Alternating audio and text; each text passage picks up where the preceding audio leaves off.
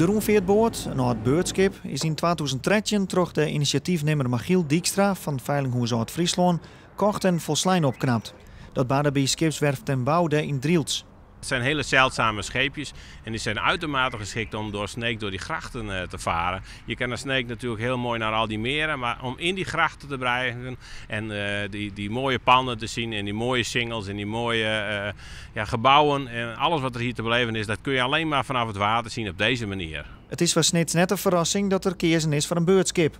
Rond 1900 lijn de graven er vol mee. Het schip is 12 meter lang en lijkt diep in het water, zodat er onderhaast alle bregen terug kan. En zelfs hoe de kleur is nijtocht. De kleur groen, dat is dezelfde kleur als de Sneekenpan heeft. Hè. Dat refereert direct aan Sneek. Het rood past super bij het theater.